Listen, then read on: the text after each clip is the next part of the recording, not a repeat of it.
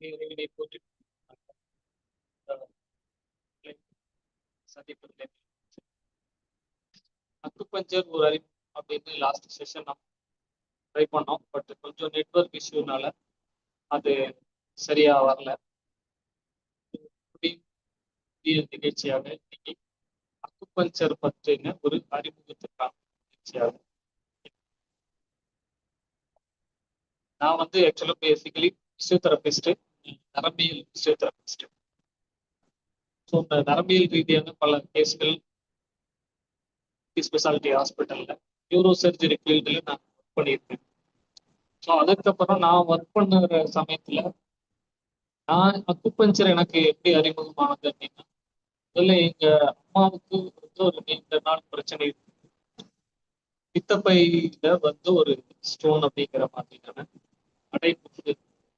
அது பல மருத்துவர்கள் பார்த்தும் அது சரியாகல. அவங்களால என்ன அப்படின்னு கண்டுபிடிக்க முடியல. அதுக்கான ட்ரீட்மெண்ட் அப்படிங்கிற லெவலுக்கு அவங்க அந்த ஒரு கிரிட்டிக்கல் லெவல்ல அக்குபஞ்சர்லயே பார்த்து ஃபுல்லா நிவாரணம் அடைஞ்சாங்க. இது ஒரு இன்சிடென்ட். அதுக்கப்புறம் பாத்தீங்கன்னா எங்க தாத்தாவுக்கு நாலு கை கால் வராம ஸ்ட்ரோக் அப்படின்னு சொல்லக்கூடிய ஹெமிப்ளீஜியா அப்படின்னு சொல்லக்கூடிய ஒரு கண்டிஷன். அந்த கண்டிஷன்ல எங்க சித்தப்பா வந்து ட்ரை பண்ணி சில ஃபேமிலி டாக்டர்ஸ் எல்லாம் நீங்க வந்து ஹாஸ்பிட்டல் கொண்டு போனாலும் ஐசியூல வைக்கிற மாதிரி இருக்கும், இந்த ஸ்டேஜ்ல அதெல்லாம் வேண்டாம் அப்படின்னு சொல்லி அட்வைஸ் பண்றாங்க. ஸோ அதனால வீட்லயே 3 நாள் வந்து ட்ரீட்மெண்ட் போட்டு 4 வரைக்கும் அவர் பெருசா எதையுமே சாப்பிடல, படுத்துட்டே இருக்காரு. கை பக்கமும் வலது பக்கமும் கை வந்து வரல, கை கால்கள் ஒரு பக்கமா வரவே இல்லை, செயல்படல. ஸோ அந்த தருணத்துல ஒரு நாளுக்கு அப்புறம் பாத்தீங்கன்னா 4வது நாள் அப்படியே எந்திரிச்சு உட்கார்றாரு, டீ வாங்கி குடிக்கிறாரு, பேப்பர் படிக்கிறாரு, நடக்க ஆரம்பிச்சிடறாரு. ஸோ 3 நாள் படுத்த படுக்கையா இருந்து 4வது நாள் வந்து அவர் நிவாரணம் அடைகிறார். ஸோ இந்த ஒரு சம்பவமும் நிகழ்ச்சியும் அந்த அக்குபஞ்சர் மேல எனக்கு ஒரு ஆர்வத்தை. அதுக்கப்புறம் அதை படிக்க ஆரம்பிக்கிறேன். படிக்க ஆரம்பிச்சதுக்கு அப்புறம் தான் தெரியுது பல்வேறு நோய்களுக்கான டயக்னோசிஸ் கண்டுபிடிக்கிறதாகட்டும், அதை அப்ரோச் பண்றதுலயாகட்டும் நமக்கு நிறைய விஷயங்கள் வந்து அக்குபஞ்சர் நமக்கு சொல்லி தருது. என்னுடைய அபிப்பிராயத்துல எல்லா மருத்துவத்துறையில இருக்கிறவங்களும் அக்குபஞ்சர் பேஸ்ல நம்ம வந்து கொஞ்சம் திங்க் பண்ண ஆரம்பிச்சோம் அப்படின்னா ஈஸியா ஒரு நோயை வந்து அணுக முடியும் அப்படிங்கிறத அனுபவத்தை நான் சொல்றேன். ஸோ அந்த அடிப்படையில அக்குபஞ்சர் எப்படி வேலை செய்யுது அப்படின்னு பாத்தீங்கன்னா, ஒரு சில புள்ளிகள்ல நாம வந்து ஊசி வந்து போடும். ஸோ இந்த ஊசி போடுறதன் மூலமாக மின்காந்த அலைகள் இந்த வழியாக அந்த எனர்ஜி ஓட்டத்தை சரி செய்யுது அப்படிங்கிறது தான் இதுல பார்க்க முடியும். இப்போ டயர்டா இருக்கும்போது முகத்தை கழுவுனோன்னா என்ன ஆகும், ஒரு ரெஃப்ரெஷ்மெண்ட் வருது. இல்ல குளிச்சுட்டு வரும்போது ஒரு ரெஃப்ரெஷ்மெண்ட் வருது இல்லைங்களா. ஸோ குளிக்கும் போது என்ன ஆகுது, இல்ல ஃபேஸ் வாஷ் பண்ணும்போது என்ன ஆகுது அப்படின்னா, நம்மளுடைய முகத்தில் உள்ள அந்த துவாரங்கள் வந்து அடைக்கப்பட்ட துவாரங்கள் வந்து ஓப்பன் ஆகுது. அது பிரபஞ்சத்தினுடைய மின்காந்த அலைகளுடைய கம்யூனிகேட் ஆகுது.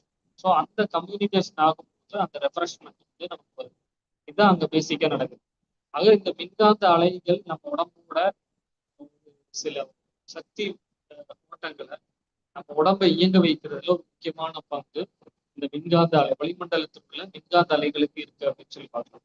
இதை ஒரு சிலர் வந்து எக்ஸ்பெரிமெண்ட் பண்ணியிருக்காங்க. மின்காந்த அலைகளே இல்லாத இடத்துல மனிதர்களை அடைக்கும் போது அவர்கள் சுயநினைவை இழந்த மனிதர்களாக மாறி போறாங்க.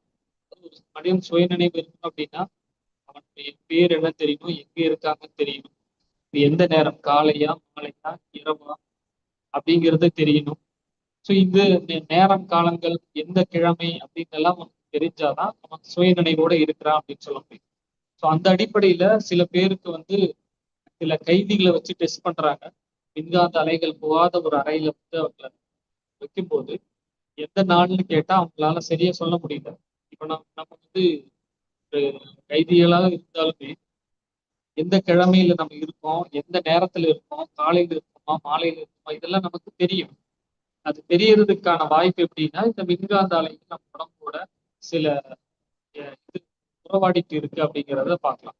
ஸோ அந்த அடிப்படையில மின்காந்த அலைகளை ஒரு சில புள்ளிகள்ல தூண்டுவதன் மூலமா நம்ம உடம்புல சில சக்தி ஓட்ட பாதைகளை சரி செய்ய முடியும். அதனால நோய்களை குணமாக்க முடியும். நம்ம உடம்புல பஞ்சபூதங்கள் நம்ம சித்த வைத்தியத்துல நம்ம படிச்சிருக்கோம். இந்த உலகத்துல இந்த பஞ்சபூதங்கள்லாம் நம்ம உடம்புலையும் இருக்கு. அந்த பஞ்சபூதங்களுடைய ஏற்றம் அல்லது குறைவு தான் நோய் அப்படின்னு சொல்லப்படும்.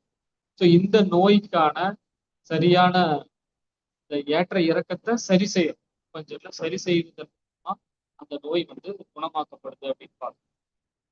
ஸோ இந்த ஒரு கலையை வந்து பொதுவாக சீனர்கள்ட்ட இருந்து தான் நமக்கு அதிகமாக சீனா அக்குபஞ்சர் அப்படின்னு தான். சீனால வந்து கிட்டத்தட்ட 3000 வருஷத்துக்கு முன்னாடி இல்ல 5000 வருஷத்துக்கு முன்னாடியான பழமையான நூல்கள் இன்னைக்கு நமக்கு கிடைக்குது. அப்போ வந்து அரசாங்கத்தாலே அங்கீகரிக்கப்பட்ட ஒரு மருத்துவத்துறையா வந்து அக்குபஞ்சர் இருந்திருக்கு. அக்குபஞ்சர் அரசாங்கத்திலிருந்து பணம் வந்து கொடுக்கப்பட்டிருக்கு, சேலரியா வந்து அக்குபஞ்சர் மருத்துவர்களுக்கு கொடுக்கப்பட்டிருக்கு. அதே ஒரு அக்குபஞ்சர் வந்து சரியா செய்யல, அவரு பார்க்கக்கூடிய மனிதர் வந்து இறந்து விட்டாலோ இல்ல இளம் வயதுல ஒருத்தர் இறந்து விட்டாலோ அவங்க வீட்டு முன்னாடி வந்து ஒரு சிகப்பு லைட் வந்து தொங்க விடுவோம். இது அன்னைக்கு சீனால இருந்த அந்த புத்தகத்துல சொல்லப்படுது. அப்போ ஒரு மருத்துவர் எவ்வளவு எக்ஸ்பர்ட் அப்படின்னு தெரியும்னா அவங்க வீட்டு முன்னாடி எவ்வளவு சிகப்பு லைட் இருக்கு அப்படிங்கறத வச்சு தெரிஞ்சுக்கலாம். ஸோ யார் வீட்டுல குறைவான லைட் இருக்கோ அவருக்கு கொஞ்சம் நல்ல நிபுணத்துவம் வாய்ந்தவர் அப்படின்னு தெரிஞ்சுக்கலாம். அதே மாதிரி நிறைய பேஷண்ட்டை சரியா வந்து பார்க்கலன்னு சொன்னா கவர்மெண்ட் இருந்து வரக்கூடிய பணம் சேலரி வந்து நிறுத்தப்படும். இந்த மாதிரி எல்லாம் அந்த நூல்கள்ல வந்து சொல்லப்படும். ஸோ ஒரு அக்குபஞ்சர் மருத்துவர் சரியான முறையில சிகிச்சை அளிச்சாருன்னா ஒருத்தர் வந்து அவருடைய வயதான காலம் வரைக்கும் நீண்ட நாள் வாழ முடியும் அப்படிங்கிறது அந்த புத்தகத்திலிருந்து தெரிய வரக்கூடிய ஒரு விஷயம். ஆக அக்குபஞ்சரை சரியான கால இடைவெளியில இல்ல ஒரு சில சிம்டம்கள் வரும்போதே நம்ம சரியான கால அவகாசத்துல எடுக்கும் பொழுது மிகச்சிறந்த நோய் நிவாரணத்தை ஏற்படுத்துது அப்படிங்கிறது தான் பண்டைய நூல்கள் வந்து சொல்லுது. ஸோ நிறைய இதனுடைய வரலாறு சொல்லலாம். அதே மாதிரி இந்தியால குறிப்பா தமிழகத்துல இந்தியாலன்னு பாத்தீங்கன்னா அக்குபஞ்சர் வந்து ஆண்டன் ஜெயசூர்யா அப்படிங்கிற ஒரு பேராசிரியராக தான் கூறப்பட்டது, அறிமுகப்படுத்தி பெரிய பிரபலமாக்கப்பட்டது. இலங்கையில ஒரு பெரிய யூனிவர்சிட்டியே வந்து இதற்காக கட்டப்பட்டிருக்கு. ஆண்டன் ஜெயசூர்யா பாத்தீங்கன்னா ஒரு ஆங்கில மருத்துவர் தான். ஆனா ஆங்கில மருத்துவர்கள் பலர் தான் இந்த ஃபீல்டுக்கு வந்து அந்த ஃபீல்டுல ஒரு சரியான முழுமையான நிவாரணம் கொடுக்க முடியல அப்படிங்கிற அடிப்படையில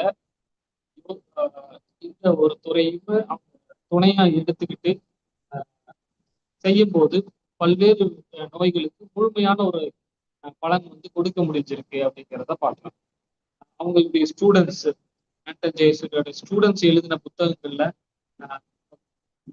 பிரபா போர்வாங்கர் அப்படிங்கிற ஒருத்தர் எழுதுறாங்க. அவங்களுடைய அனுபவத்துல இதே மாதிரிதான் பல நோய்களுக்கு சரியான முழுமையான ஒரு நிவாரணம் கொடுக்க முடியல அப்படிங்கிறது அவங்களுடைய தேடலா இருந்திருக்கு. அந்த தேடலுக்கான ஒரு நிவாரணமா தான் இந்த அக்குபஞ்சர் அவங்களுக்கு கை கொடுத்துருக்கு. அவங்க நிறைய அனுபவங்கள் எழுதுறாங்க. கால்கேனியல் ஸ்பர் அப்படிங்கிற காலையில் எழுந்தோம்னா தரையில கால் வச்சிங்கன்னா ரொம்ப பெயின் ஆகும். ஸோ இந்த மாதிரி ஒரு கண்டிஷனுக்கு கால்கேனியல் ஸ்பர் அப்படின்னு சொல்லுவாங்க. அதுக்கு வந்து காலில் சில புள்ளிகளை ஸ்டிமுலேட் பண்ணி எலக்ட்ரிக்கல் ஸ்டிமுலேஷன் வரைக்கும் அக்குபஞ்சர்ல கொடுக்குறாங்க. 10 நாட்கள் தொடர்ந்து கொடுக்குறாங்க. அதுக்கப்புறம் வாரத்துக்கு 2 முறை, அப்புறம் மாசத்துக்கு 2 முறை அப்படின்னு சொல்லி ஒரு கோர்ஸை வந்து ட்ரீட்மெண்ட் கொடுக்குறாங்க. அந்த அம்மாவுக்கு அதுக்கப்புறம் பல வருஷங்களாக அந்த வழியே இல்லை அப்படின்னு சொல்லி ரிப்போர்ட் பண்றாங்க. அதே மாதிரி குழந்தை பிறப்பிலே வரக்கூடிய சில ஸ்கின்ல வரக்கூடிய சில அவங்க சரியான முறையில் ட்ரீட்மெண்ட் பண்ணி அதையே வந்து சரி பண்ணியிருக்காங்க. அதே மாதிரி பாத்தீங்கன்னா சயாட்டிக் பெயின் சொல்லக்கூடிய முதுகுல இருந்து காலுக்கு வரக்கூடிய வலிகளுக்கு அதே மாதிரியான ஒரு 20 சிட்டிங் செய்யறாங்க. அதுல வந்து அந்த சயாட்டிக் பெயின் வந்து முழுமையான நிவாரணம் வந்து அவங்க சாதாரணமாக வேலைக்கு போகக்கூடிய ஒரு நிலைமை. இந்த மாதிரி நிறைய அனுபவங்களை வந்து ஆங்கில மருத்துவர்கள் இந்த அக்குபஞ்சரை அவங்களுடைய கிளினிக்கல் பிராக்டிஸ்ல ஃபாலோ பண்ணி நிறைய ரிப்போர்ட் வந்து கொடுக்குறாங்க. ஸோ இதெல்லாம் வந்து அக்குபஞ்சரை வந்து பல இடங்களுக்கும் விரிவாக கொண்டு போக காரணமாக இருக்கு. ஸோ அந்த அடிப்படையில தான் இந்த அக்குபஞ்சருடைய சில சுருக்கமான விஷயங்கள் பார்த்தீங்கன்னா எல்லா நோய்களுக்குமே இங்க வந்து ஒரு நல்ல நிவாரணம். இந்த அக்குபஞ்சர்லயே பாத்தீங்கன்னா கை கால்கள்ல ஒரு பாயிண்ட்ல வந்து புள்ளிகளை வந்து தூண்டுவதன் மூலம், அதாவது நிலம் அப்படின்னு சில உறுப்புகளும், நீர் அப்படின்னு சில உறுப்புகளும், காற்று மூலக்கூறுகளாக சில உறுப்புகளும், நீர் மூலக்கூறுகளாக சில உறுப்புகளும், ஆகாய மூலக்கூறுகளாக சில உறுப்புகளும் இருக்கு. இதுல வரக்கூடிய சக்திகளுடைய ஏற்ற இறக்கம் தான் நோய் அப்படின்னு சொல்லி அதற்கான சில புள்ளிகளை இங்க தூண்டும் போது நிவாரணம் கிடைக்கும். அதே மாதிரி இதுல பாத்தீங்கன்னா ஒரு குறிப்பிட்ட நோய்க்கான கண்டுபிடிக்கிறதும் மிக எளிமையாகுது. இந்த 12 ராஜ உறுப்புகள் சொல்லுவாங்க. 12 ராஜ உறுப்புகள்ல வரக்கூடியதுதான் நோய் அப்படின்னு கண்டுபிடிச்சு சிகிச்சை அளிக்கிறதுனால எல்லா நோய்க்கும் பரிபூர்ண குணம் கிடைக்கும். நீங்க மற்ற சில மருத்துவங்கள்ல பாத்தீங்கன்னா சில நோய்களுக்கான காரணங்களே தெரியும். இப்போ புத்தகத்துல பேத்தாலஜி புத்தகத்துல படிச்சீங்கன்னா தெரியும். பல நோய்களுக்கு இடியோபத்தின்னு சொல்லுவாங்க. அதே மாதிரி மரபு வழியாக வந்துருச்சுன்னு சொல்லுவாங்க. சரியான காரணம் இருக்கு, சொல்லப்படாம இருக்கு. சரியான காரணமே சொல்லப்படாம சரியான சிகிச்சை எப்படி கொடுக்க முடியும் இல்லைங்களா? ஸோ அங்க சிம்டமேட்டிக் ரிலீஃப்கான சில மருந்துகள் மட்டும்தான் பரிந்துரைக்கப்பட்டு நாட்கள் கடத்தப்படுதே ஒழிய முழுமையான நிவாரணம் அப்படிங்கிற ஆஸ்பெக்ட்ல யாரெல்லாம் யோசிக்கிறாங்களோ அவங்க எல்லாம் அக்குபஞ்சரை ஒரு துணை மருத்துவமா மேற்கொண்டு முழுமையான பலன் கொடுத்துருக்காங்க அப்படிங்கிறது தான் அக்குபஞ்சர்ல பார்க்கக்கூடிய வரலாறுகளை பார்க்கணும். ஸோ இந்த அக்குபஞ்சரை பற்றி ஒரு சில விஷயம் நம்ம பேசிக்கா தெரிஞ்சுக்கிட்டு அதுக்கப்புறம் என்னுடைய அனுபவத்துல ஒரு சில பேஷண்ட்னுடைய விஷயங்களையும் உங்களுக்கு ஷேர் பண்ணலாம்னு நினைக்கிறேன். ஸோ இப்போ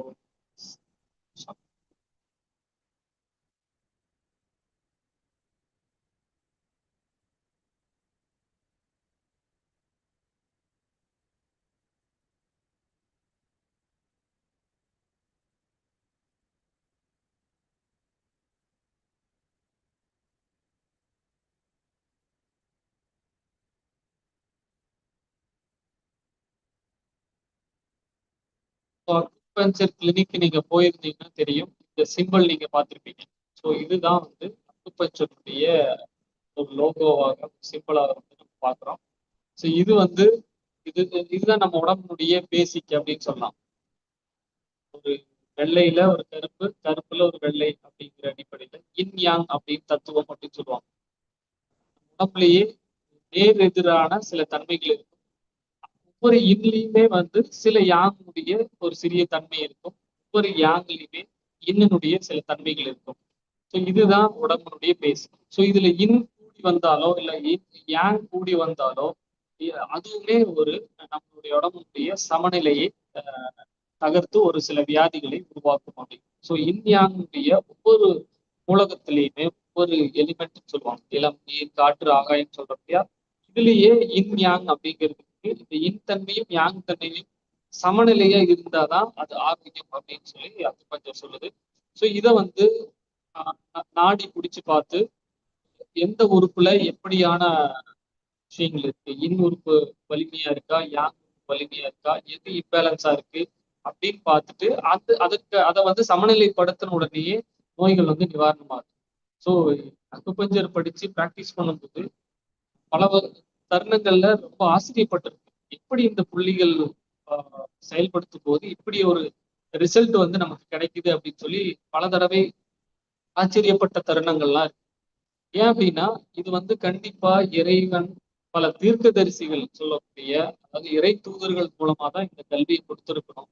ஏன்னா சில இந்த படைத்த இறைவனுக்கு தான் தெரியும் இந்த புள்ளிகள்ல இந்த மாதிரியான நிவாரணங்கள் இருக்கு அப்படின்னு இல்லைங்களா? ஸோ அந்த மாதிரி நமக்கு நிறைய கல்விகள் பார்த்தீங்கன்னா ரிவீல்டு நாலேஜ் தான். நமக்கு இறை தூதர்கள் மூலமாக தீர்க்கதரிசிகள் மூலமாக கொடுக்கப்பட்டதுதான் நமக்கு பல்வேறு அறிவுகள்.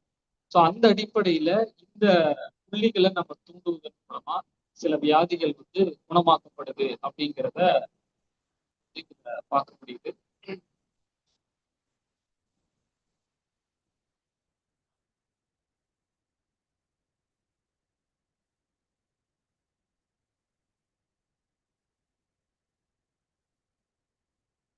ஸோ அந்த அடிப்படையில இன் யாங் அப்படிங்கிற 2 வகையான விஷயங்கள் நம்ம உடம்புல இருக்கு. எல்லாமே இரட்டையா படைச்சிருக்கேன்னு சொல்லி திருக்குறள் சொல்ற மாதிரி இரண்டு விதமான தன்மைகள். ஒரு அணுன்னு எடுத்தாலே புரோட்டான் எலக்ட்ரான் சொல்றோம் இல்லையா, அந்த மாதிரி ஒரு விஷயம் நம்ம உடம்புல இருக்கு. இப்ப இன் தன்மை அப்படின்னா பாருங்க, நெகட்டிவான தன்மை.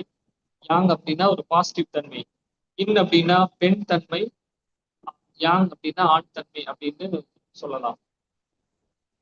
இன் அப்படின்னா கெட்டியான உறுப்புகளா இருக்கும், யாங் அப்படிங்கிறது மென்மையான உறுப்புகளா இருக்கும்.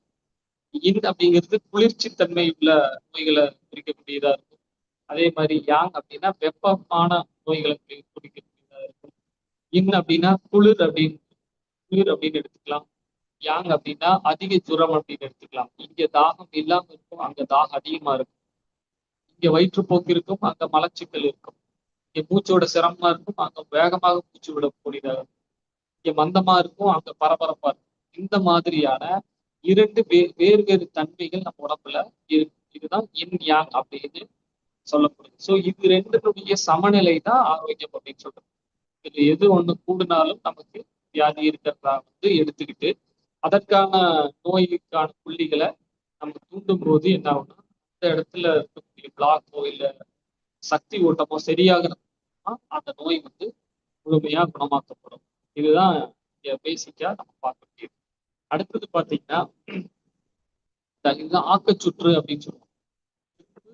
நெருப்பிலிருந்து நிலம் உருவாகுது, நிலத்திலிருந்து மெட்டல் அதாவது காற்று அப்படிங்கிற மூலகம் உருவாகும், அதுல இருந்து நீர் அப்படிங்கிற மூலகம் உருவாகும், அதுல இருந்து மரம் அப்படிங்கிற மூலகம். இதுதான் நம்ம உடம்புல ஆக்கச்சுற்று அப்படிங்கிற அடிப்படையில ஒவ்வொரு உறுப்புக்கான எனர்ஜி கொடுக்கறது. இந்த இப்ப நிலத்துக்கான எனர்ஜி பாத்தீங்கன்னா நெருப்பு அப்படிங்கிற மூலகத்திலிருந்து கிடைக்கும். இப்ப நிலம் இப்ப காற்று மெட்டல் அப்படிங்கிற ஆர்கன்ல பிரச்சனை இருந்தா நிலம் அப்படிங்கிற மூலகத்திலிருந்து எனர்ஜி கொடுத்தாதான் அது சரியாகும். ஸோ இந்த அடிப்படையில ஒவ்வொரு உறுப்புக்கான எனர்ஜி ஃப்ளோ ஆயிட்டே இருக்கும்.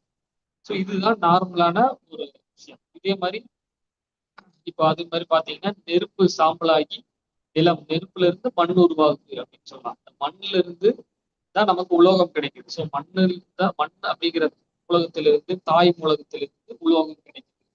உலோகத்திலிருந்து தான் நமக்கு நீர் கிடைக்குது. அந்த நீர்ல இருந்து மரம் உருவாகுது. அந்த மரத்திலிருந்து மீண்டும் நெருப்பு நமக்கு உருவாகுது. ஸோ இதெல்லாம் ஆக்கும் சுழற்சியை விளக்கக்கூடிய ஒரு விஷயமா அக்குபஞ்சர்ல சொல்லப்படும்.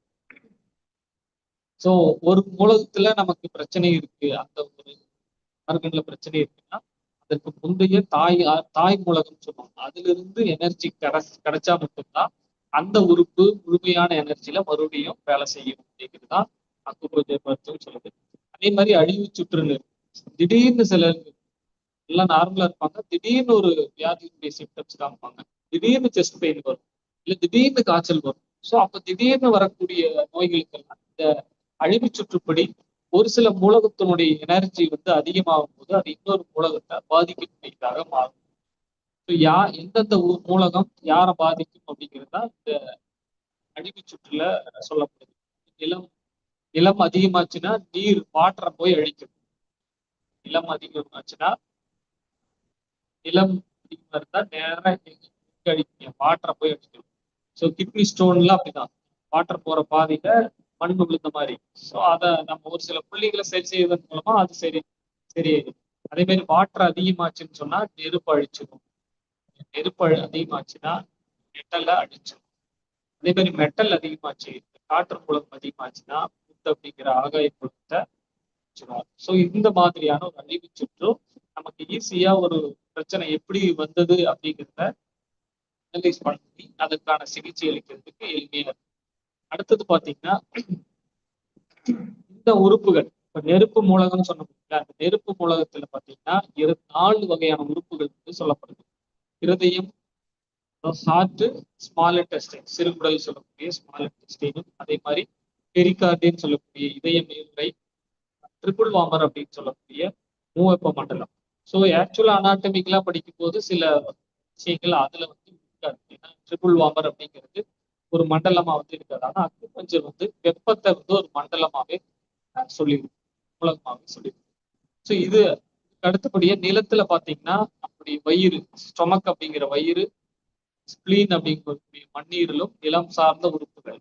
காற்றுல பாத்தீங்கன்னா நுரையீரல், மூச்சு விடுறதுல காற்று பண்ற பிள்ளைகள். அதே மாதிரி பெருங்குடல். பெருங்குடல்ல காற்று பிரியும் இல்லையா? ஸோ அதுவுமே காற்று சம்பந்தமான ஒரு மூலகமாக சொல்லப்படுது. அதுக்கப்புறம் நீர்ல பாத்தீங்கன்னா நம்மளுடைய கிட்னியும் யூரினரி பிளாடர் சிறுநீர் பையும் கிட்னியும் வந்து நீர் மூலமாக சொல்லப்படுது. அடுத்தது பாத்தீங்கன்னா மரம் ஆகாய மூலமாக கல்லீரலும் பித்தப்பையும் சொல்லப்படுது. ஸோ இது ஒவ்வொன்றும் இந்த உறுப்புகளுடைய சக்தி பேலன்ஸா இருந்துச்சுன்னு சொன்னா அதுதான் ஆரோக்கியம். இதுல எங்க பிரச்சனை வருதோ அதை சரி பண்ணிட்டா நோய்க்குன்னு தனித்தனி பெயர்கள் வந்து இன்னைக்கு நிறைய நவீன மருத்துவத்துல பெயர்கள் வைக்கிறோம். ஆனா இந்த மூலகத்தினுடைய ஒரு சில ஏற்ற இறக்கங்கள் சக்தி ஓட்டத்துல வரக்கூடிய பிரச்சனை தான் நோயா வந்து இங்க பார்க்கப்படுது. அதை சரி செய்வதன் மூலமாவே நோய் வந்து குணமாக்கும். இன்னொரு முக்கியமான விஷயம் என்னன்னா அக்குபஞ்சர்ல ஒவ்வொரு உறுப்புக்கான நேரம் ஒரு உறுப்பும் சில பர்டிகுலர் நேரத்துல அது நல்ல பீக்கா வந்து வேலை செய்யும். ஸோ இது வந்து நோய் கண்டறியறதுக்கான ஒரு முக்கியமான விஷயமாவும் இருக்கு. இப்போ நீங்க பாத்தீங்கன்னா நுரையீரல் 3ல இருந்து அதிகாலை 3 to 5 வந்து மிக சிறப்பா வேலை செய்யும். அந்த நேரத்துல அதனுடைய எனர்ஜி ஃப்ளோ வந்து அதிகமா இருக்கும். அதுக்கப்புறம் பெருங்குடல் வந்து 5 to 7. ஸோ அதனால காலையில 5 to 7க்குள்ள நீங்க மோஷன் போனீங்கன்னா தான் ஆரோக்கியமா இருக்கீங்கன்னு அர்த்தம். பெருங்குடல் சிறப்பா அந்த டைம்ல வேலை செய்யும். ஸோ 3 மணி டு 5 மணிக்குள்ள நீங்க காலையில விழித்தெழக்கூடியவங்களா இருந்தாதான் 5 to 7க்குள்ள மோஷன் வந்து சரியா போகும். அப்பதான் நீங்க 7 to 9க்குள்ள வயிற்றுக்கான நேரம் அந்த டைமுக்குள்ள சாப்பிடக்கூடிய நேரமா உணவு சாப்பிடக்கூடிய நேரமா வச்சுக்கணும். அதே மாதிரி மண்ணீரல் டைம் பாருங்க 9 to 11 சாப்பிடக்கூடாத நேரம்னே சொல்லப்படக்கூடிய ஒரு நேரம். ஸோ காலையில 9 to 11 அந்த நேரத்துல சாப்பிடும் போது பாத்தீங்கன்னா நம்மளுடைய ஜீரணமே பாதிக்கப்படும். பொதுவா சர்க்கரை பிரஷர் வியாதி உள்ளவங்க எல்லாம் பாருங்க 9 to 11 சாப்பிடக்கூடியவங்களா இருப்பாங்க. அதுக்கான மருந்து என்னன்னா காலையில 7 மணிக்குள்ள 7 to 8க்குள்ள சாப்பிடக்கூடிய ஒரு பழக்கம் இருந்துச்சுன்னு சொன்னா மண்ணீரல் பலமா இருக்கும். நமக்கு வந்து சர்க்கரை வியாதியோ பிரஷரோ வராம இருக்கும். ஸோ இது வந்து அக்குபஞ்சர்ல ஒரு எளிமையான வந்து ஸோ இந்த டைம் டேபிள் படி நம்ம உறுப்புகள் செயல்படக்கூடியதை தெரிஞ்சு நம்ம வந்து செயல்பட்டோம்னா நோயை கண்டுபிடிக்கிறதும் சிகிச்சை அளிக்கிறதும் கூட ஒரு எளிமையான விஷயமா இருக்கு.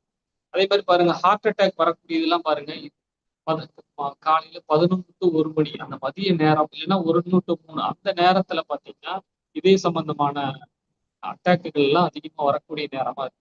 அந்த நேரத்துல இது வீக்கா செயல்படும். அதற்கான எனர்ஜி சரியா கிடைக்கலன்னு சொன்னா இது மாதிரியான நோயினுடைய அறிகுறிகள் அந்த நேரத்துல வெளிப்படும். அதே மாதிரி மாலையில பாத்தீங்கன்னா 3 மணில இருந்து 5, 5 மணில இருந்து 7 சிறுநீர் பை சிறுநீரகத்துடைய நேரம். அதே மாதிரி நைட் டைம்லயும் ஹார்ட் பெயின் வரும். அதே மேலுரை பெரிகார்டியத்துடைய டைம் 7 to 9 அதே மாதிரி 9 to 11 இந்த நேரத்திலையுமே ஹார்ட்டினுடைய பிரச்சனைகள் வரக்கூடியதை பார்க்கலாம். அதே மாதிரி இப்ப பித்தப்பை பாருங்க 11 மணில இருந்து பித்தப்பையுடைய நேரம் வந்து ஆரம்பம். கல்லீரல் 1 to 3. ஸோ இந்த நேரத்துல இந்த பித்தப்பை நேரம் ஆரம்பிக்கிறதுக்கு முன்னாடி 11 அப்படிங்கிறது தான் நமக்கு மிட் நைட். இந்த நேரத்துல தூக்கத்துல இருந்தா மட்டும்தான் நம்மளுடைய கல்லீரலும் பித்தப்பையும் நல்லா வேலை செஞ்சு ஜீரண நொதிகளோட மிக்ஸ் ஆகி நாம சாப்பிட்ட உணவு நல்ல ஜீரணமாகி காலையில ஒரு 5 மணிக்குள்ள அது மலமா வந்து வெளியேற்றப்படும். ஆனா இன்னைக்கு நம்ம எத்தனை மணிக்கு தூங்குறோம் அப்படின்னா லேட்டா தான் சாப்பிடுறோம், லேட்டா தான் தூங்குறோம். சரிங்களா? நிறைய ஃபேமிலியில 1 மணிக்கு மேலதான் தூங்கக்கூடிய ஒரு நிலைமை பார்க்கிறோம். ஆக இந்த கல்லீரல் எப்ப பாதிக்கப்படுதோ கல்லீரலும் பித்தப்பையும் எப்ப பாதிக்கப்படுதோ அது வந்து நம்ம நோயினுடைய ரொம்ப மோசமான ஒரு படுகொலியில நம்ம தள்ளிவிடும். சரிங்களா? ஸோ 11 மணிக்குள்ள நாம தூக்கத்துல இருக்கணும் அப்படிங்கிற அடிப்படையில இந்த கடிகாரம் நமக்கு சொல்லுது. அதே மாதிரி இன்னொரு வகையில் நம்ம பார்த்தோம்னா அக்குபஞ்சர்ல எனக்கு தெரிஞ்ச ஒரு மருத்துவர் சொன்னாரு. அவர் வந்து ஒரு பேஷண்ட் வந்தது அலோபதி டாக்டர்கிட்ட போய் பார்த்துருக்காங்க. அவருக்கு வலி அப்படிங்கிறது பர்டிகுலர் டைம்ல மட்டும் வருது. அதுக்கப்புறம் அந்த வலி இல்லை. இதை வந்து ஹாஸ்பிட்டல் போறாரு, ஸ்கேனு சோதனைகள் எல்லாம் பண்ணியும் எல்லாம் நார்மல் ரிப்போர்ட். ஒரு டாக்டர் என்ன சொல்லிடுறாருன்னா உங்களுக்கு எல்லாமே நார்மலா இருக்கு. உங்களுக்கு வலிங்கிறது சில நேரத்துல மட்டும் சொல்றீங்க, பர்டிகுலரா அந்த 11 மணிக்கு மட்டும் சொல்றீங்க. ஆனா வலினா ஃபுல் டைம் இருக்கணும். உங்களுக்கு அந்த நேரத்துல மட்டும் வலி இருக்கிறதுனால உங்களுக்கு இது வந்து சைக்கலாஜிக்கலான ஒரு ப்ராப்ளம், மன ரீதியான ஒரு ப்ராப்ளம் அப்படின்னு சொல்லி சைக்காட்ரி டாக்டருக்கு எழுதி கொடுத்துட்றாங்க. ஸோ அந்த நபர் ரொம்ப வருத்தப்பட்டு அதுக்கப்புறம் ஒரு அக்குபஞ்சர் டாக்டர்கிட்ட வர்றாரு. அவருக்கு அந்த நேரத்துல வலி வந்து வந்து போகுது. ஆனா சோதனைகள் எல்லாமே செஞ்சு பார்த்ததும் அதுல ரிப்போர்ட்ல எல்லாமே நார்மல்னு வந்ததும் அவர் வந்து அதுக்கப்புறம் ஒரு அக்குபஞ்சர் டாக்டர் வராரு. அக்குபஞ்சர் டாக்டர்கிட்ட இந்த நேரத்துல தான் வலிக்குது அப்படின்னு அவர் சொல்லல. வலிக்குதுங்க அப்படின்னு சொல்லி ட்ரீட்மெண்ட் போறாரு. ஆனா என்ன ஆச்சரியம் அப்படின்னா அக்குபஞ்சர் டாக்டர் அவர்கிட்ட கேட்கறாங்க, உங்களுக்கு எந்த டைம்ல அந்த வலி வருது அப்படின்னு கேட்கறாங்க. இவருக்கு ஒரே ஆச்சரியம். பர்டிகுலர் டைம்ல வலி வருதுன்னு சொன்னதுனாலதான் எனக்கு என்ன மனோ ரீதியான பிரச்சனை இருக்குன்னு சொல்லி சைக்காட்ரிக் எழுதி கொடுத்தாங்க அந்த டாக்டர். நீங்க எப்படி இதை வந்து கேட்கறீங்க அப்படின்னு சொல்லும்போதுதான் இந்த ஆர்கன் கிளாக் அடிப்படையில பர்டிகுலர் டைம்ல வலி வருது அப்படின்னு சொன்னா அது பர்டிகுலர் ஆர்கனுடைய சக்தி ஓட்டத்துல இருக்கக்கூடிய பிரச்சனையை காமிக்குது. ஸோ அதை நம்ம சரி பண்ணா நோய் சரியாகும் அப்படின்னு சொல்லி அவர் விளக்கம் கொடுக்குறாரு. அதே மாதிரி நோய் வந்து உடனடியா நிவாரணம் கிடைக்குது. ஸோ இது அக்குபஞ்சர்ல மட்டும்தான் இருக்கக்கூடிய ஒரு விஷயம். ஸோ ஒவ்வொரு உறுப்புக்கான நேரத்தின் அடிப்படையில சிகிச்சை அளிக்கப்பட்டு இந்த சிகிச்சை வந்து ஒரு முழுமையான பலனை கொடுக்கறதா பார்க்க முடியுது. அடுத்தது பாத்தீங்கன்னா இப்ப சில அலாரம் புள்ளிகள் அப்படின்னு சொல்லிட்டு இது நோயை கண்டுபிடிக்கிறதுல அக்குபஞ்சர்ல ஒரு முக்கியமான விஷயம் தான் இந்த அலாரம் பாயிண்ட் சொல்லுவாங்க. சில நபர்கள் பார்ப்போம், சில புள்ளிகளை மட்டும் சொல்லி இந்த இடத்துல தான் வலிக்குது அப்படின்னு சொல்லுவாங்க. ஸோ நம்ம அலாரம் புள்ளிகள்ல எந்த ஆர்கன் எந்த உறுப்போட தொடர்புடையது அப்படின்னு சொல்லி பார்த்து அந்த உறுப்புக்கான நிவாரண புள்ளி அல்லது ரிலாக்ஸேஷன் பாயிண்ட் சொல்லுவாங்க. அதை நம்ம செயல்படுத்தும் போது அந்த புள்ளிகள்ல வரக்கூடிய வலிகளை உடனடியா ஸ்டாப் பண்ண முடியும். இது வேற எந்த மருத்துவத்திலும் நீங்க போய் ஸ்கேன் பண்ணி கண்டுபிடிக்கிறத விட இது ரொம்ப எளிமையானது. இந்த பாயிண்ட தொட்டு வலிக்குதுன்னு சொன்னாங்கன்னா அந்த பர்டிகுலர் பாயிண்ட்ல என்ன பிரச்சனை அப்படின்னு சொல்லி நம்ம கண்டுபிடிக்க முடியும். அதே மாதிரி ஒரு பர்டிகுலர் சைட்ல மட்டும் ஸ்கின்ல பிரச்சனை வரும், கொப்பளம் வரும் அப்படின்னா அது ஏன் அந்த புள்ளியில வந்திருக்குன்னு அளவுக்கு அக்குபஞ்சர் வந்து அதை துல்லியமா வரையறுக்க முடியும். ஸோ துல்லியமா ஒரு பிரச்சனையை வரையறுக்கிற மூலமா தான் அந்த பிரச்சனையை முழுமையா நிவாரணம் செய்ய முடியும் அப்படிங்கிறது அக்குபஞ்சர் மருத்துவத்தினுடைய ஒரு சிறப்பம்சம். ஆக இந்த அடிப்படையில பாருங்க, ஒரு சில புள்ளிகள்ல வரக்கூடிய நோய்களுக்கு எந்த உறுப்பு எந்த பாயிண்ட் அப்படின்னு சொல்லி சொல்லப்பட்டிருக்கு. இது உடல் உடல்ல அதே மாதிரி நம்மளுடைய பேக் சைட்லயும் இதே மாதிரி இருக்கு. நிறைய பேர் சொல்லுவாங்க இல்லையா, ஷோல்டர் சப்பைக்கு பின்னாடி சிவியரா வலி வருது அப்படின்னு சொல்லுவாங்க. அது பாத்தீங்கன்னா பெரிகார்டியத்தினுடைய பிரச்சனையா இருக்கும், இல்லைன்னா ட்ரிபிள் வாபரனுடைய பிரச்சனையா இருக்கும், இல்லைன்னா ஹார்ட்னுடைய பிரச்சனையா இருக்கும், இல்லைன்னா லங்ஸுடைய பிரச்சனையா இருக்கும். அப்போ அந்த பர்டிகுலர் பாயிண்ட்ல அவங்க விரல் வச்சு காமிக்கும் போது அந்த ஆர்கனுடைய பாயிண்ட்ல நம்ம அக்குபஞ்சர் வந்து பண்ணும்போது அந்த நோய் வந்து முழுமையா நிவாரணம் அடைஞ்சிடும். அதே மாதிரி சிலருக்கு அதிகமான பேருக்கு பார்த்தீங்கன்னா கீழே இடுப்பு கிட்ட வரக்கூடிய வலிகள் பார்த்தீங்கன்னா சிறுகுடல்னால முடி சிறுகுடல்ல அசிடிட்டி சேர்ந்து அதனால முடி வலி வரக்கூடியது. அவங்க என்ன நினைப்பாங்க, சயாட்டிக்கான்னு நினைச்சு பிசியோதெரப்பி எல்லாம் பண்ணி அதுக்கப்புறமும் சரியாகலைன்னு சொல்லி அக்குபஞ்சரிஸ்ட வந்து சரியாகிறத பார்க்கணும். ஒரு சிட்டிங்லயே ரெடி ஆகி போனவங்க எல்லாம் இருக்காங்க. ஸோ அந்த அடிப்படையில இங்க நோய் நிவாரணத்தை நீங்க பல ஆயிரங்கள் செலவு செஞ்சு ஸ்கேனு எம்ஆர்ஐ இதெல்லாம் செய்யணும்ட்டு அவசியமே இல்லை. சில புள்ளிகளுடைய வழிகளை மிக தெளிவாக பார்த்து சரி செய்ய முடியும் அப்படிங்கிறதா அக்குபஞ்சர்ல பார்க்குற விஷயம். ஸோ பல ஆயிரங்கள் வந்து நம்ம செலவு செய்யறதே இங்க தடுக்கப்படுது. எளிமையான முறையில ஒரு சில சிம்டம்ஸை வச்சு அதே மாதிரி எந்த புள்ளிகள்ல அப்படின்னு சொல்லி பார்த்து நம்மளால சிகிச்சை வந்து கொடுக்க முடியும். அடுத்தது பாத்தீங்கன்னா அக்குபஞ்சருடைய ஸ்பெஷாலிட்டி என்னன்னு பாத்தீங்கன்னா பாருங்க, அந்த ஒரு நோய் அக்குபஞ்சர்ல சரி செய்யறதன் மூலமா இந்த எனர்ஜி ஃப்ளோ வந்து நார்மலா இருக்கு. அதனால அந்த நோய் வந்து மறுபடியும் திரும்ப வரக்கூடிய வாய்ப்புகள் வந்து ரொம்ப ரொம்ப குறைக்கப்படுது. அது 10% தான் இருக்கு அப்படின்னு சொல்லி ஒரு புத்தகத்துல படிக்கிறோம். அதே மாதிரி மருந்து மாத்திரை அப்படிங்கிறது தேவையில்லை. இந்த சக்தி ஓட்டங்களை மட்டுமே சரி செய்வதன் மூலமாவே பல நோய்களை வந்து குணமாக்க முடியும். அதே மாதிரி எக்ஸ்ரே ஸ்கேன் அப்படிங்கிற செலவுகள் தேவையில்லை. அதே மாதிரி பாத்தீங்கன்னா நீங்க எக்ஸ்ரே செய்யும் போது நம்ம வந்து அது கதிர்வீச்சு இல்லைங்களா, நம்மளை வந்து ஒரு எக்ஸ்ரே எடுக்கும்போது மற்றவங்களை எல்லாம் வெளியே நிக்க சொல்லுவோம். ஏன் அப்படின்னா அந்த எக்ஸ்ரேனுடைய கதிர்வீச்சு நம்ம உடம்பை பாதிக்கும். அதிகமா எக்ஸ்ரே எடுக்குது அப்படின்னு சொன்னாலே அவங்களுடைய உடம்பு வந்து அதை பாதிக்கும். இப்போ சிடி ஸ்கேன் அப்படின்னு சொல்றோம், பெட் ஸ்கேன், இதெல்லாம் வந்து பல ஆயிரம் எக்ஸ்ரே கதிர்களை ஒன்னா செலுத்துற அளவுக்கு மிக மோசமானதுதான் இந்த ஸ்கேன் முறைகள் எல்லாமே. நிறைய பேருக்கு ஸ்கேன் எடுக்க போய் கூட நின்று மயக்க போட்டு விழுந்தவங்க எல்லாம் இருக்காங்க. ஸோ அதனால அந்த மாதிரியான ஒரு நோய் கண்டுபிடிக்கிறதுக்கு இவ்வளவு ரிஸ்க் எடுக்காம நம்ம எளிமையா கண்டுபிடிக்க முடியும். ஸோ அந்த அடிப்படையில அக்குபஞ்சர் வந்து ஒரு சிறந்த மருத்துவ முறையா இருக்கிறத நம்ம பார்க்கலாம். அதே மாதிரி கேன்சர் மாதிரியான விஷயங்களுக்கு ஆக்சுவலா சிடி ஸ்கேன் பண்ணக்கூடாது. கதிர்வீச்சு படும்போது என்ன ஆகும்னா அந்த கட்டிகள் வந்து மேலும் அதிகமா வளர்றதுக்கான வாய்ப்புகள் அதிகமா இருக்கு. கான்ட்ராஸ்ட் போட்டு பண்ணுவாங்க, டை இன்ஜெக்ஷன் பண்ணி கான்ட்ராஸ்ட் சிடி எல்லாம் பண்ணுவாங்க. ஸோ இதெல்லாம் செஞ்சதுக்கு அப்புறமா நீங்க ஒரு அக்குபஞ்சரோ இல்ல ஒரு ஆயுர்வேதமோ இல்ல ஒரு ஹோமியோபதி ட்ரீட்மெண்ட்டோ பண்ணும்போது ரெக்கவரி வந்து நமக்கு டிலே ஆகிறதுக்கான வாய்ப்பு இருக்கு. ஸோ முதல்ல நீங்க நான் சொல்றேன் அந்த மருத்துவ முறைகள்லாம் தவறு அப்படின்னு சொல்ல வரல.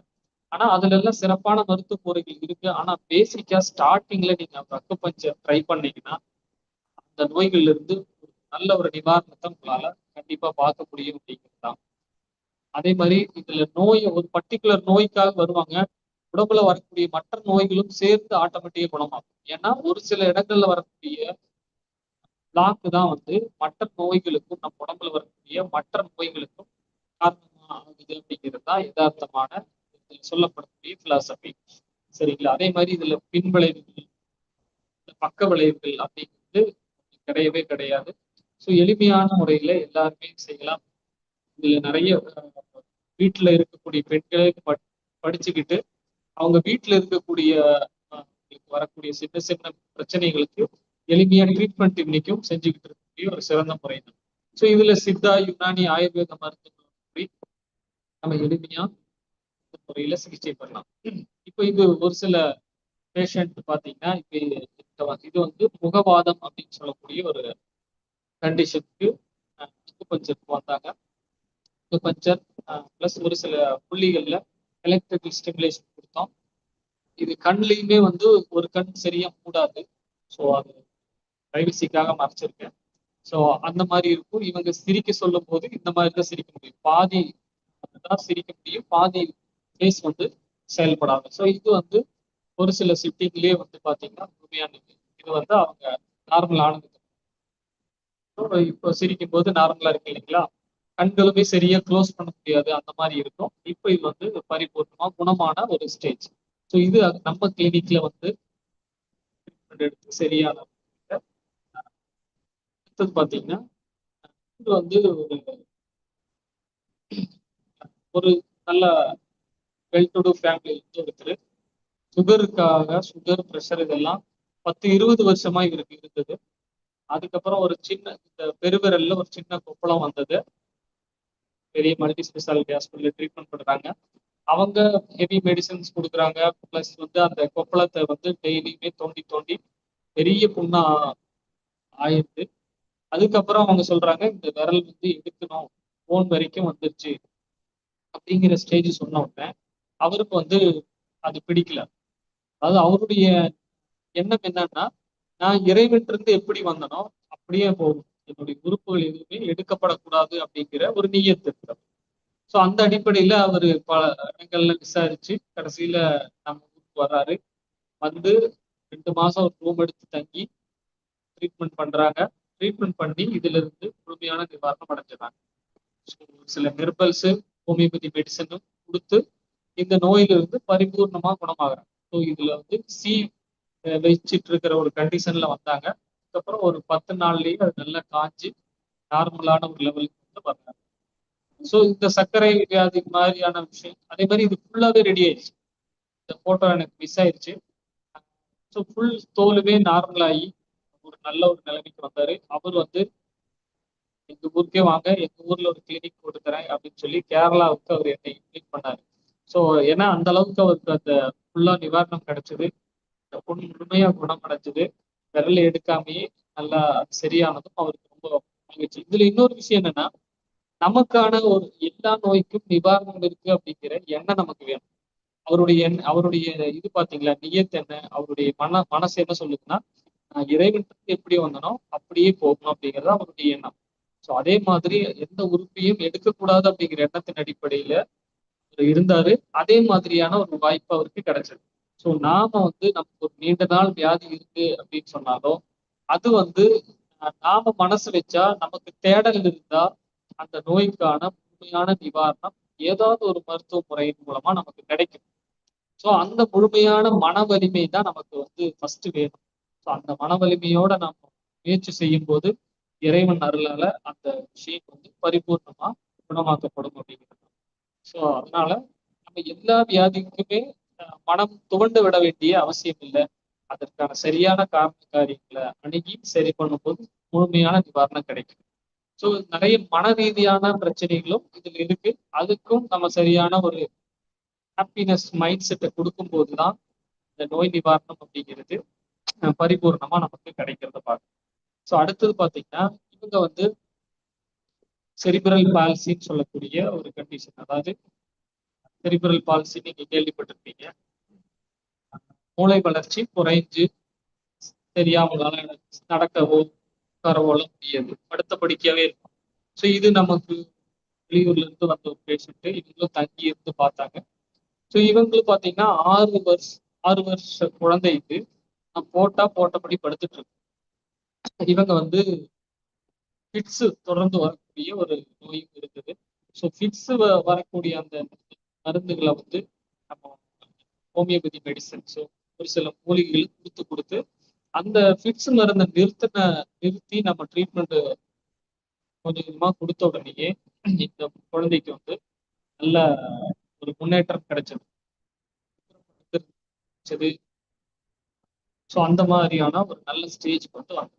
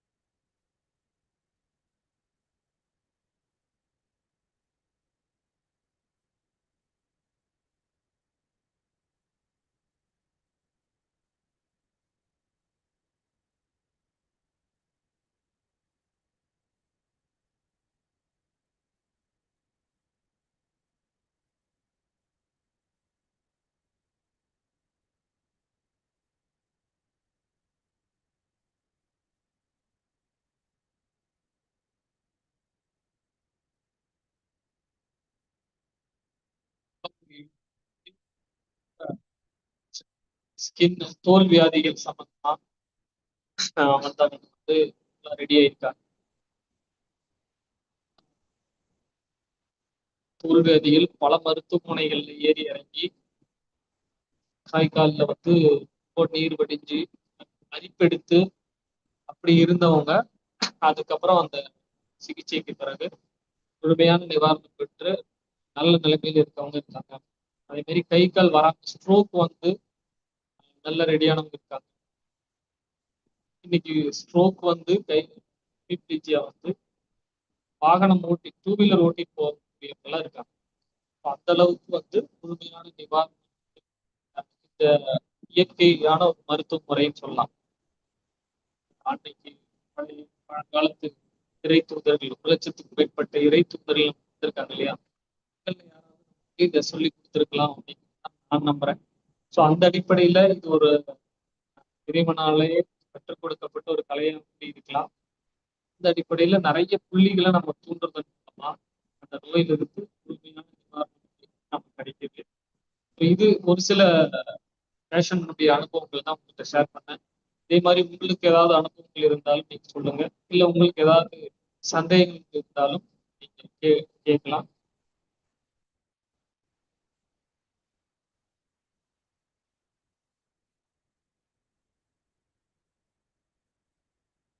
சாட் பாக்ஸ்ல போடுங்க, இல்லைன்னா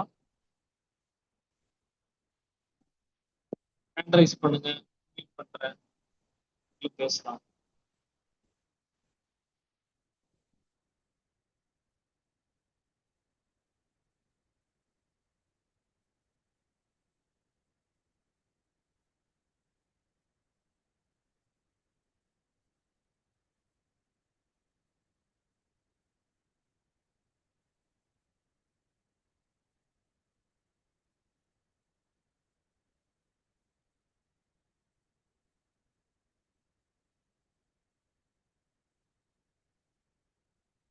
எப்படி அப்படின்னா, ஒரு நோய்க்குமே பாத்தீங்கன்னா முதல்ல ஒரு 10 சிட்டிங் வந்து ரெகுலரா எடுக்கிறது சிறப்பானது. ஒரு சில இது வந்து 1 or 2 days 3 daysலயே வந்து சரியாயிடும். இதுதான் நார்மலான ப்ரோட்டோகால். இல்லைன்னா ஒரு நீண்ட நாள் வியாதி இருக்குது அப்படின்னு சொன்னா முதல் 10 நாட்கள் தொடர்ந்து நம்ம ட்ரீட்மெண்ட் வந்து எடுக்கணும். அதுல சில பேருக்கு தூக்கம் இல்லைன்னு சொல்லுவாங்க.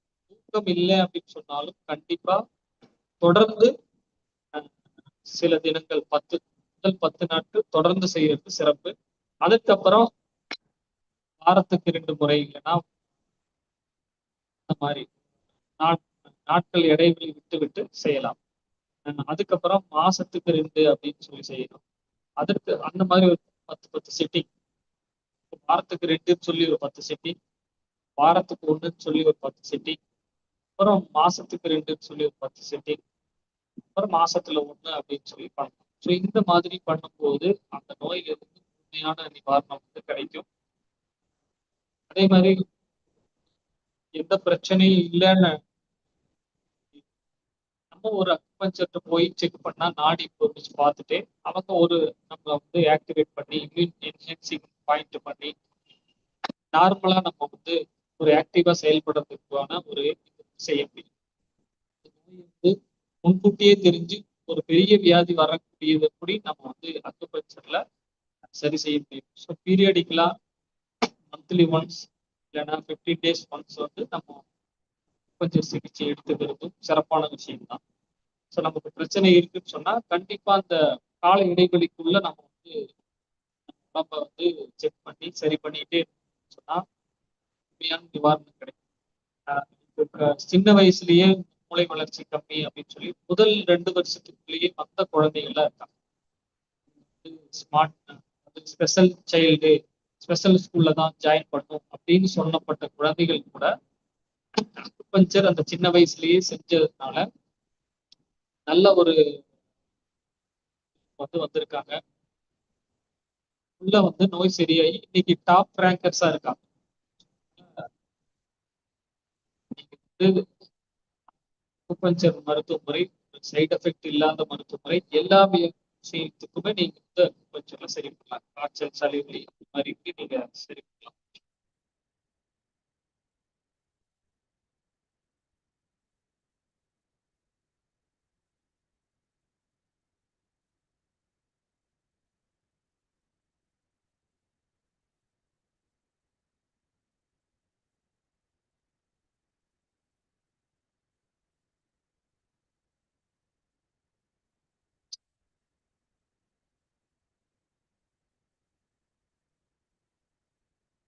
மெடிசன் இருக்குங்க.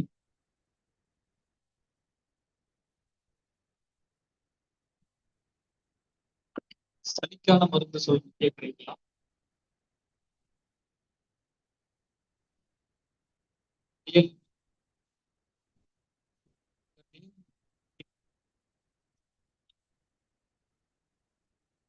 மாத்தி கோல்டு கட்டி இருக்கு அப்படின்னா சளிக்கு வந்து அதிமதுரம் அப்படிங்கிற பொடி நீங்க சாப்பிட்டீங்கல்ல சரியா. அதே மாதிரி கை கால்கள் ரொம்ப சில்னஸா இருக்கு அப்படின்னா, உள்ளங்கை உள்ளங்கால் ரொம்ப சில்னஸா இருக்குன்னா அதனால வந்து நமக்கு சளி கட்டும்.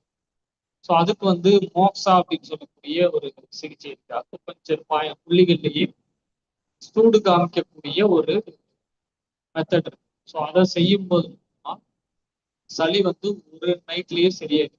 மூக்கு அடைச்சிட்டு இருக்கு, ரொம்ப ரன்னிங் நோஸா இருக்கு, சளி ரொம்ப கட்டி இருக்கு, தொண்டை கட்டி இருக்கு அப்படின்னா ஒரு சில புள்ளிகள்ல இந்த மோக்ஸா காமிக்கும் போது பொதுவா லார்ஜ் இன்டெஸ்டைன் 20 சொல்லுவாங்க, 2019 மாதிரி மூக்குக்கு அருகில் காலில் வந்து ஒரு சில புள்ளிகள் மோக்ஸா காமிச்ச உடனேயே கடைப்பு, ஸ்னீசிங்லாம் உடனே சரி செய்யப்படும். ஸோ இல்லை நீங்க மருந்தா வேணும் அப்படின்னா அதிமதுர பொடி வாங்கி சாப்பிடலாம். ஆடாதோட இலை நீக்கி வச்சு குடிக்கலாம்.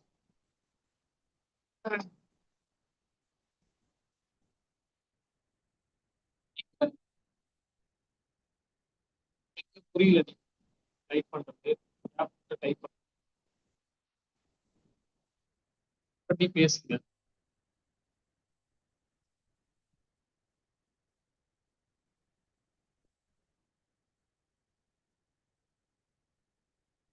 ஸ்க்ரீன்ல அன்மியூட் வரும் பாருங்க, நீங்க பேசுங்க. இஸ்லாம் சார் இது காது கீழேங்க சார், லெஃப்ட் சைடில் கீழே அந்த குளுமக்கட்டி மாதிரி இருக்குங்க சார். அதுக்கு என்ன இருக்குங்க? குளுமக்கட்டி மாதிரி இருக்குங்க சார், டான்சில்ஸ் மாதிரி. லெஃப்ட் சைடு காது கீழேங்க சார். சரி சரிங்க. ஓ, அது சரி பண்ணலாம். அதுக்கு வந்து அக்குபஞ்சர் புள்ளிகள் அது இப்போ இந்த 2 நாள் ஊட்டிக்கு போயிருந்தப்போ அந்த கோல்டு இருந்தனால அப்படி ஆயிடுச்சுங்க சார். அது சரி பண்ணிக்கலாம். இப்போ வந்து சரிங்க சார். அக்குபஞ்சர்ல சில புள்ளிகளை வந்து ஸ்டிமுலேட் பண்றது மூலமாவே அதை வந்து சரி பண்ணலாம். சில மருகு கட்டிகள் நம்ம வந்து குணப்படுத்த முடியும். பிக்சர் இன்னும் ஷேர் பண்ணல, நான் ஒரு சில இதை ஷேர் பண்ணேன். ஆணிகள் வந்து சுத்தமா இல்லாம சில மருகுகள் கட்டி கட்டியா இருக்கக்கூடியது போக வைக்க முடியும். ஸோ இது எல்லாமே அக்ரிகல்ச்சர்ல நம்ம எளிமையா செய்ய முடியும்.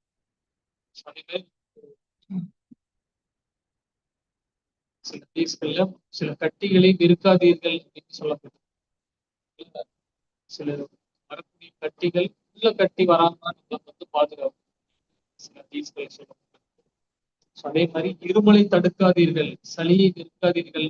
சளியை வெறுக்காதீர்கள் வரக்கூடிய தோல்வியாதிகள் இருந்து பாதுகாப்பு. அதே மாதிரி இருமலை தடுக்காதீர்கள், அது உங்களுக்கு வரக்கூடிய வாத நோய்கள்ல இருந்து உங்களை பாதுகாக்கும். இது மாதிரி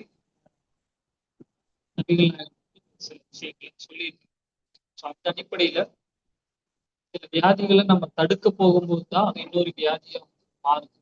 இந்த சொன்ன மாதிரி ஆண்டன் ஜெயசூர்யா ஆகட்டும், பூர்வாங்கர் அப்படிங்கிற ஸ்டூடெண்ட் ஆகட்டும், சில மருந்துகள் ரொம்ப நாள் கொடுத்து அது வேற விளைவுகளை ஏற்படுத்துது அப்படிங்கிறத பார்த்துதான் அதுல இருந்து தவிர்த்து அக்குபஞ்சர் ட்ரீட்மெண்ட்டை அவங்க பெரிய லெவல்ல பண்ண ஆரம்பிச்சாங்க.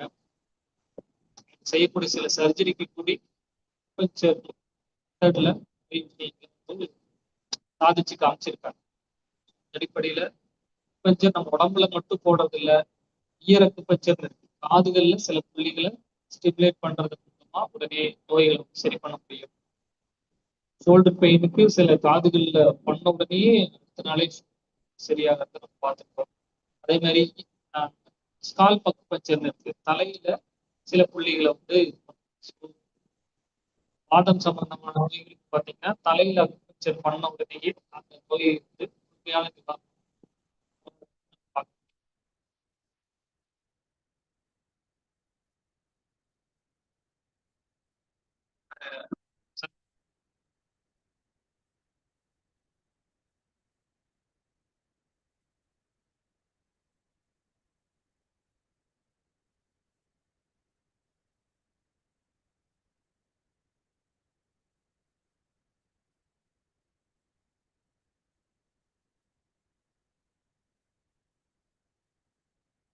ப்ரோக்ராம் கம்ப்ளீட் பண்ணும்போது சொல்றீங்க, வாய்ஸ் இஸ் நாட் கிளியர்.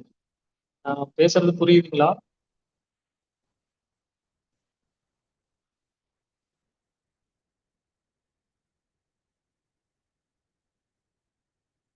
வேற ஏதாவது சந்தேகங்கள் இருக்குங்களா? ஏதாவது உங்களுக்கு ஷேர் பண்ணணும்னா சொல்லுங்க.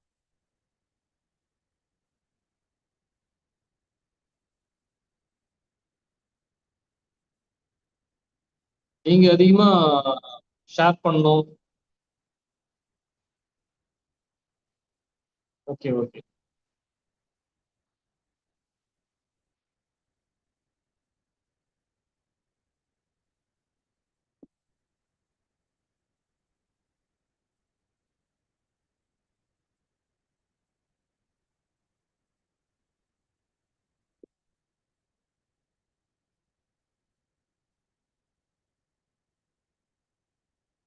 நீங்க வந்து அதிகமா ஷேர் பண்ணணும்னு தான் நான் எதிர்பார்க்குறேன்.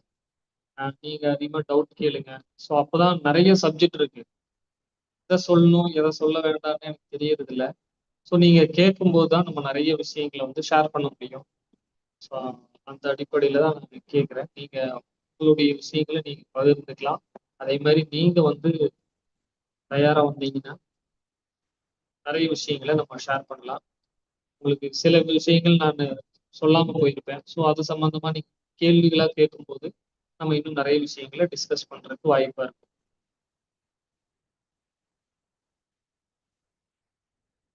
ஓகே, அக்குபஞ்சர் சம்பந்தமா நம்ம நிறைய விஷயங்களை தெரிஞ்சுட்டோம். கிளியரா இருக்கீங்கன்னு நினைக்கிறேன்.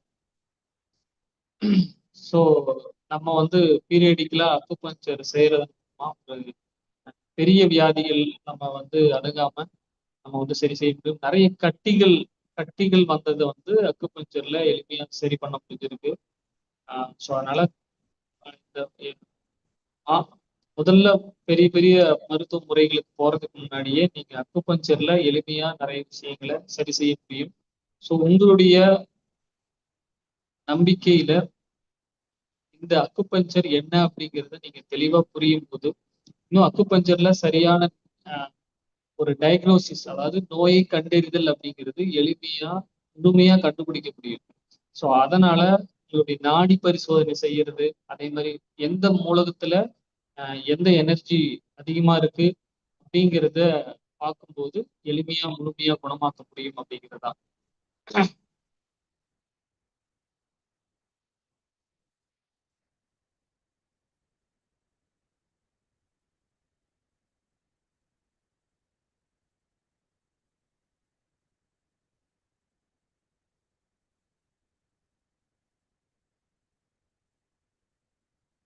நீங்க வந்து ஹேண்ட் ரைஸ் பண்ணீங்கன்னா நான் அன்மியூட் பண்றேங்க. நீங்க கீழே ரியாக்ஷன்ல போனீங்கன்னா ரைஸ் ஹேண்ட்னு இருக்கும். நீங்க ஏதாவது பேசணும்னா ரைஸ் ஹேண்ட் பண்ணீங்கன்னா உங்களுக்கு அன்மியூட் கொடுக்குறேன். சொல்லுங்க.